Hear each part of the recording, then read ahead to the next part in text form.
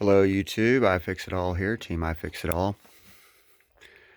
I suppose now the pallet hougleculture hoop raised garden bed project is established. So here's our end results. What I'll do here is I'll try to do this as my final video, and I've got a few more shorter ones that could go in between, so I may try to splice all the previous clips introducing this video and then go backwards and include previous clips. This bed is pretty much empty. We've discovered that we have more room than we can use, and we're struggling to find out what we can plant. We've got a couple of squashes that are looking kind of struggling. It's 15th of May, 2022. I have this impatient thing about myself where I tend to get plants set out as early as I can. The nights are real chilly in May. I know better than this. I should hold off as long as I can to get some of those warmer plants out a little bit later. Got a lot of sweet potato in here. I cannot believe we put sweet potatoes in these bays. I can't imagine getting there and digging up sweet potatoes, but it is what it is. A couple of different lettuces to munch on. Mostly sweet potatoes, some sort of squash down here. This one is not necessarily empty. It's got a lot of pole beans right through here. And then there's, I think that area is empty. That's empty. It's got cabbages. Started from seed. More cabbage. See the inky, the mushrooms are called inky caps. They're supposed to be, according to the world of the internet, they're rare and hard to find. I don't know, guys.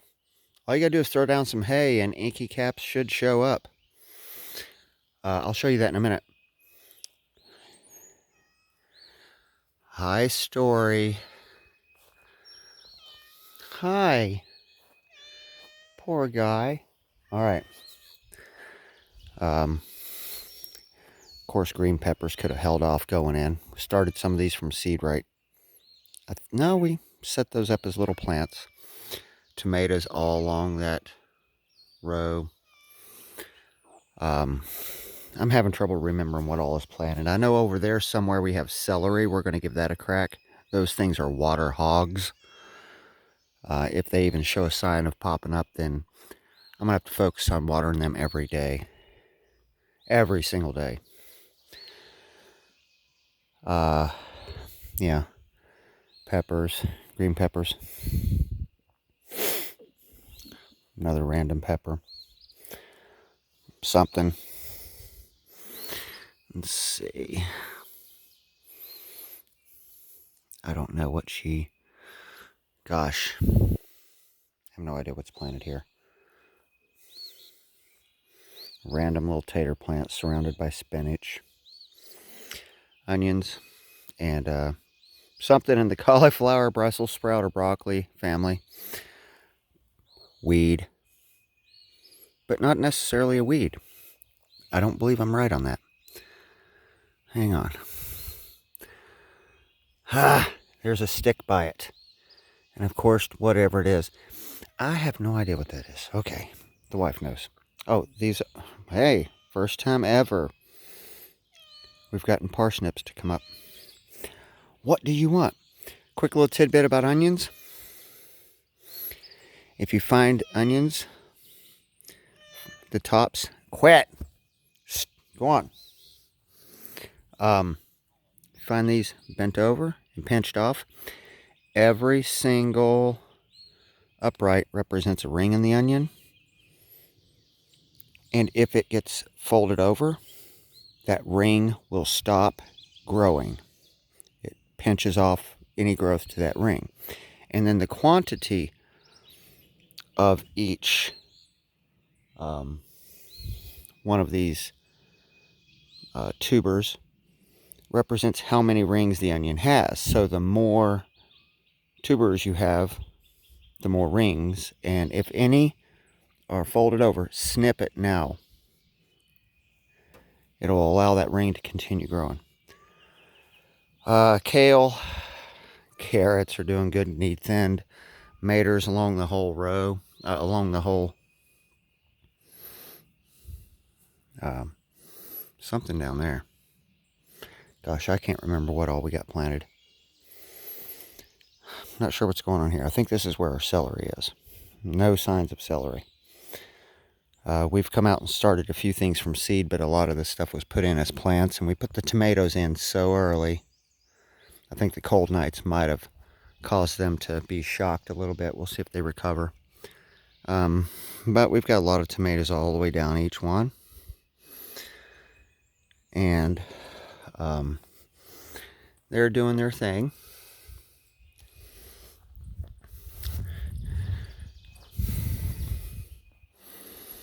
We've got, I zoomed in. Let me see. I'm gonna change my zoom here. Oh yeah, I was zoomed in pretty far. Sorry about that. We've got peas all the way down the hoop, and don't know if it's Brussels sprouts, broccoli, or whatever. And along the edge here, we've got our beets, onions, beets, onions, beets, onions, beets, peas, and random things.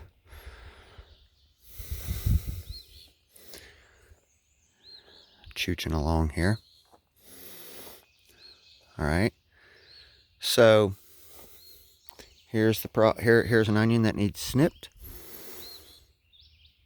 Right there, that needs cut off, or it's going to stunt the growth of that ring in that onion. And you can just snip them. And so I haven't used any pesticides, and I generally don't like to use pesticides. It's not like I'm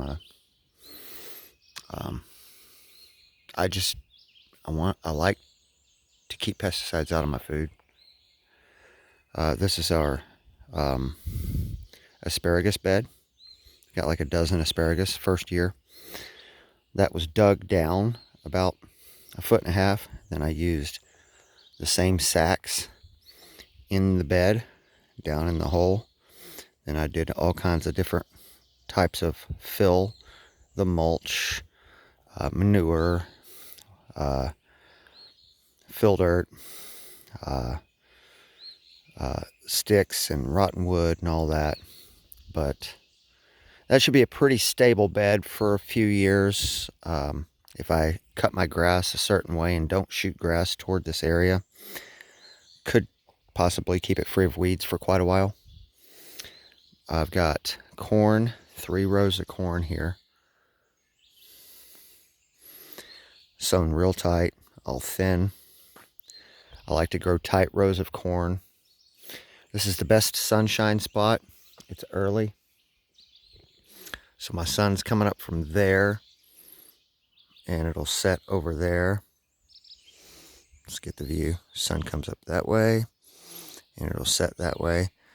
This area here is, for the garden location, maximum sun, because the sun will set that way. So this will be the last bit of daylight. And then up here we've got our potatoes. Second year growing them in hay. Here's what I was talking about with inky cap mushrooms. They're just everywhere.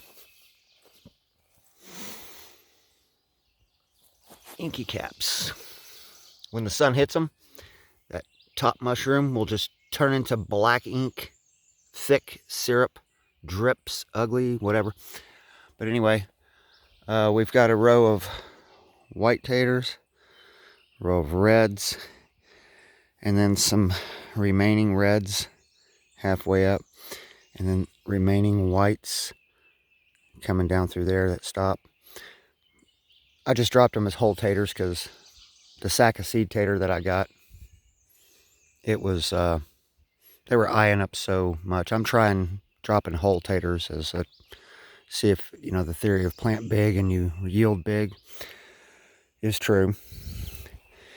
Here I was given 2 pink sunflower plants yesterday evening, right around sunset. I planted them. Something decided to come along and eat them. This cattle or pig fencing thing is over top of the what I consider my main sweet potatoes, to keep deer out. For some reason, deer love sweet potato vines. They'll eat them. I created this as a little TP. They're just standing up and zip tied along the top. But we've got sweet potato, sweet potato, sweet potato, tightly sown, tightly planted. See a sweet potato here. Sweet potato. They were set out with some chilly nights, so they're now experiencing some warmer nights. But look at all the inky cap mushrooms. Then we got volunteer taters in this area right here. I don't know what I'm going to do with that. I'm going to have to leave them alone. This area was supposed to be for, I've got pumpkin up here. Then I got a couple of varieties of squashes. I was going to put another set of squash in here. Your squash plants love hay. Pepper plants love this hay. You can't put pepper plants in hay though, because if you have deer, you'll come out the next morning and all of them be gone. Cloven hoof disciples of the devil. Not seriously though. The potatoes look really good. It's 15th of May and the taters are that high. So you can set your taters out late February, a couple of weeks into March. And what you end up doing is, I discovered last year that I beat the potato bugs. Potato bugs are hard to defeat without pesticides. As a matter of fact, they're undefeatable without pesticides. But if you get them out early, you can get the potatoes to bloom earlier, set the fruit on, and then use some whatever means of pest control you choose. I'm going to try to just keep it down to bug dust as a minimum. Malathion is very strong. Gosh. But anyway, I've noticed that potato bugs were non-existent during the blooming cycles of these potatoes last year. They did real well, but I let the potatoes sit in the ground. I let the potatoes plants go too long. Like normally you let the tops die off and you dig in the fall sometime, maybe September, first week of October, you dig your taters. In hay, I'm going to do some test digs, but I'm going to dig early, because I got the potatoes out earlier. I'm going to dig earlier because if you leave them in this hay too long, that ground is so rich, so fertilized, so black, so moist, even in dry drought conditions. You got moles that'll come in there and just eat probably half your harvest. That's the thing I'm not hearing people talk about in the hay. Ruth Stout method of growing potatoes. So reds seem to sprout quicker than the whites. Forget what breed we have. I think Kennebeck's is one. I don't really care. I'm just growing potatoes. Pumpkins. Whoops. Pumpkins down through here. And I got little pits here that I dug out for squashes. You got some coming up right there. Some coming up in there. And there. I may have to replant. And I got some remaining area down through here. I'm going to put some more squashes. And then we got something called a vine peach down in one of the bays over there. But you might want to Google vine peach. It's very useful. It's a very ancient type of, I think, squash. But it's almost like a cross of a squash and not a cross. It's similar.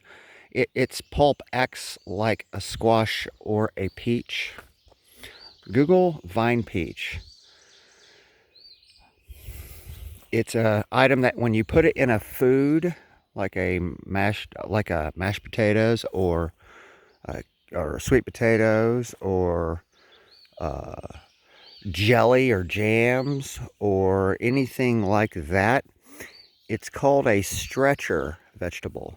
It'll take on the characteristics of the item where it was put in. Like it'll stretch you to get you more quarts of blackberry jam, or it'll make more sweet potatoes for Thanksgiving. It takes on the flavor of the item you're trying to cook. Very interesting.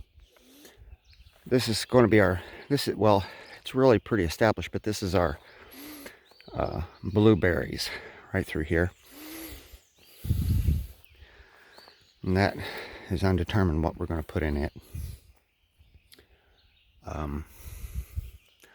So that's the raised garden